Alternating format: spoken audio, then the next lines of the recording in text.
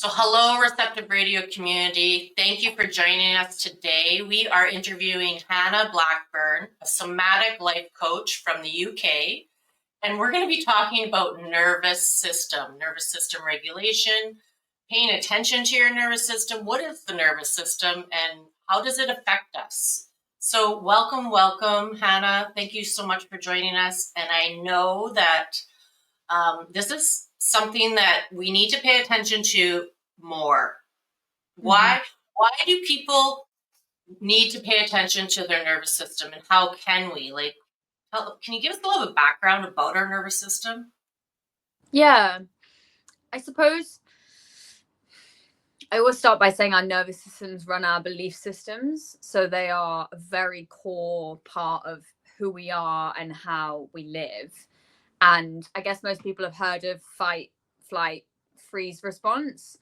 And essentially, it's the central axis of our body, which is autonomic and voluntary. So anything that's going on automatically, i.e. our organs, our breathing, the blood flow, all of that is happening without us needing to do anything. And then the voluntary is the day-to-day movement of our bodies, the more conscious elements of thought and doing and being.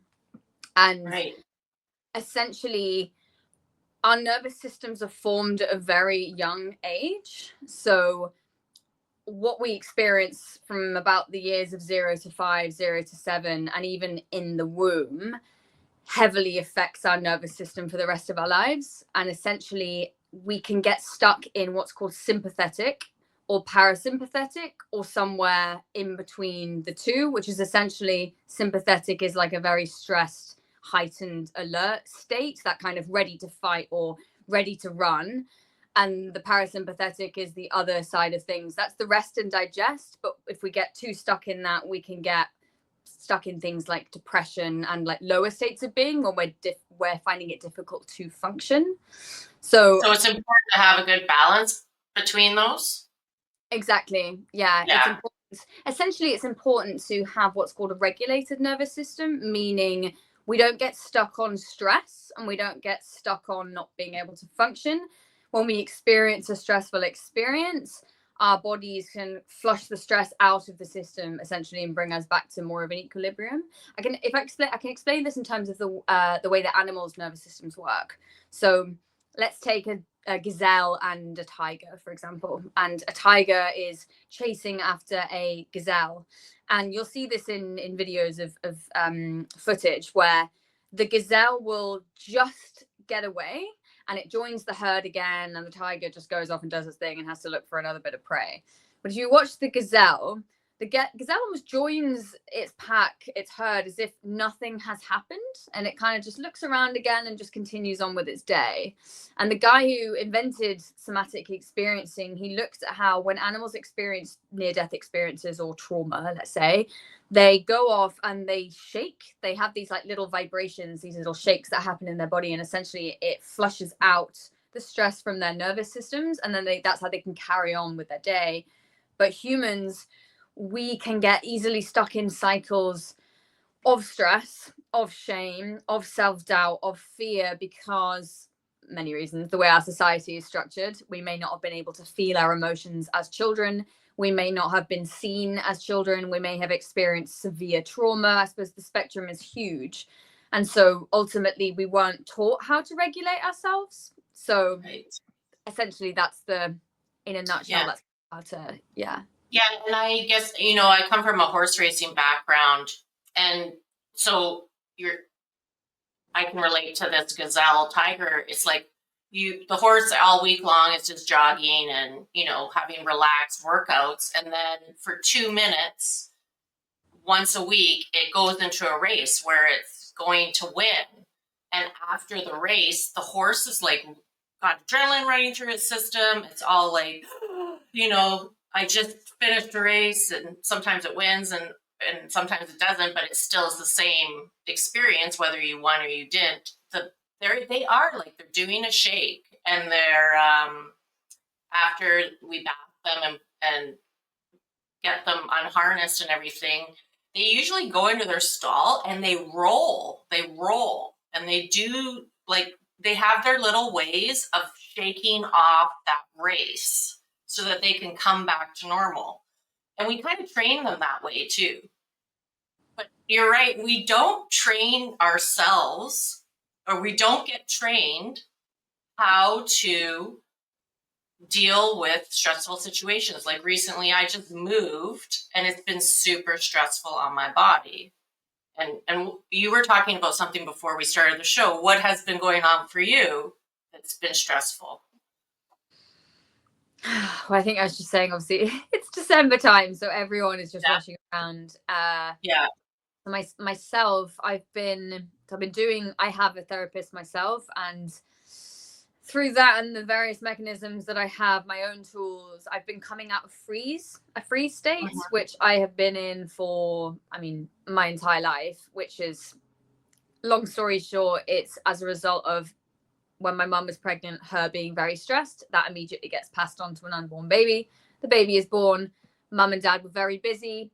I took that on as I'm not loved because they weren't available. I didn't get the soothing I needed. So what happens when a baby doesn't get the soothing and it doesn't feel safe because it can't express? It goes into freeze because it's too overwhelming to feel the feeling of abandonment when you're a baby. So what I've had to do in my own journey is learn to feel all of those really overwhelming feelings that I couldn't feel as a baby, start to bring myself out of freeze, which means bringing life to my body, going from numb to sensation, going from anxious to the ability to regulate, going from disassociated up in my head, not really in the room, to being present in my body. And embodied, I suppose, is the main thing. And because there's so much energy that goes into being in a freeze state, you can imagine, when they say the phrase scared stiff, it's quite tense. There's quite a lot of bracing. There's a lot of muscle activation. When you come out of that, your muscles and your body it's almost like your body takes a deep breath and it's like, oh God, that was exhausting. Whatever was just going on for 31 years. Now we can finally relax. But my body is I'm exhausted. I'm exhausted when I wouldn't normally be exhausted.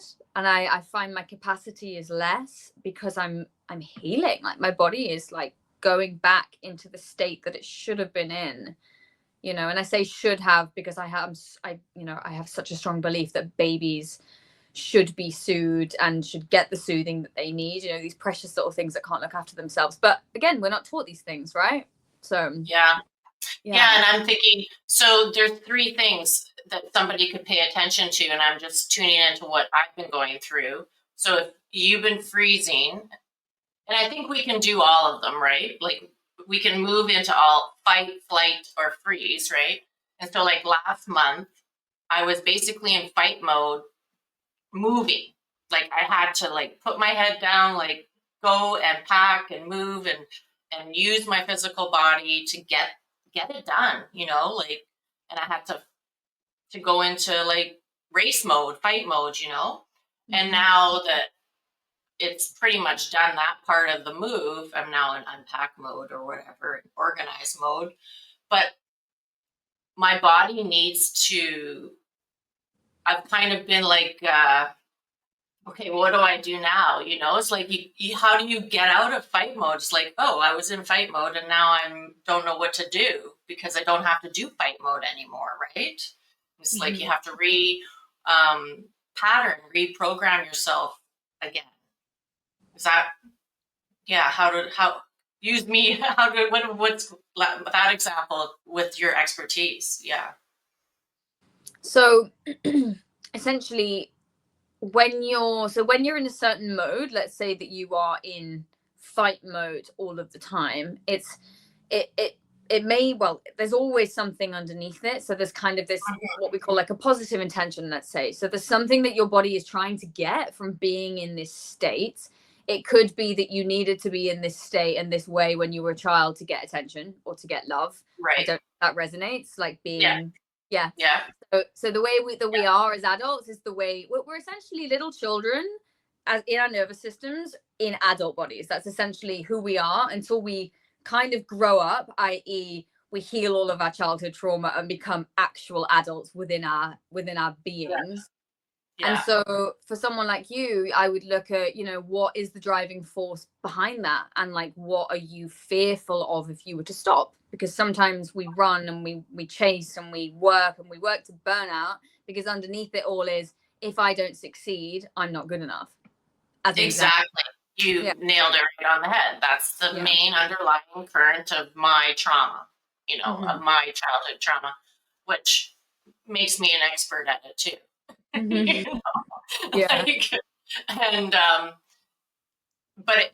takes awareness. Like, you and I, we pay attention to these things. Like, you are an expert in nervous system regulation. I've been tuning in this last couple of months to how my nervous system's connected to my intuition and everything too. Like, I've been, going a little bit, and I'm the biggest experimenter. I love to work on myself because that's how I learn. And it's interesting that if you just pay attention, your body, your nervous system can give you answers. But we are in a society that, likes to put Band-Aids on things like anxiety medicine or whatever, let's give you drugs instead, right? So how do you help people notice their nervous system, pay attention? Like, what is your gift around how you help them to get out of that fight, flight, or freeze and to regulate? I mean, it's such a beautiful unfolding. It's quite complicated and complex in the sense that every case is different, because every human nervous system is different. But generally speaking, I'd say the most important thing is the slowing down and the ultimately getting someone to be present. So that may sound really simple and not very profound at all, but given the fact that we are all over the place, whether that be physically, mentally, like, we are all incredibly busy. And so actually being present for a lot of people is really hard. So it's that, like, sitting and feeling your body. And a lot of people either can't feel their body, or, it feels scary to check in with their body, because we're very cognitively led, aren't we? That's how we're encouraged to be, particularly in today's society. So it's getting people to actually notice what's happening in the body, helping people to feel safe to feel what's in the body, and then ultimately feel safe within my presence to be able to go inside and experience things, and ultimately be able to complete cycles. So trauma cycles, let's say as a child, you had a really angry father and he would shout at you all the time, and there was a big part of you that really just wanted to reach out and hit him or scream at him or whatever, whatever the reaction wanted to be. But obviously you couldn't. You're a tiny little child, you can't do anything. So there might have been a part of you that wanted to do that, but you had to hold back. So you have to work with people on these old cycles of what we call incomplete fight response, for example. So you basically get people to, like, tune into their body. Memories might come up. You might work with a story. And because the body tells the score, you look at any movements in the body. And it's so interesting. Like the body you could be sitting in a session with someone, and, like, they might want to move their head, or they might want to move their arm, or, like, say if it was a fight response, they might start going like this as the story unfolds. And you basically just sit there. I have to be incredibly present to allow their body. It's almost like I am the portal for their body to go into this stuff. They complete a cycle of behavior that they couldn't do then. They might have had words, they might want to speak it. And it just allows all of the tightness and the knottedness and anything that's being held just to flush through the system. And then that tiny little layer can be shed. And then you work with it. It's almost like an onion. You peel off different layers and different layers and different layers, and you get younger and younger and younger until you get to the very tiny infant baby self that maybe didn't get their needs met.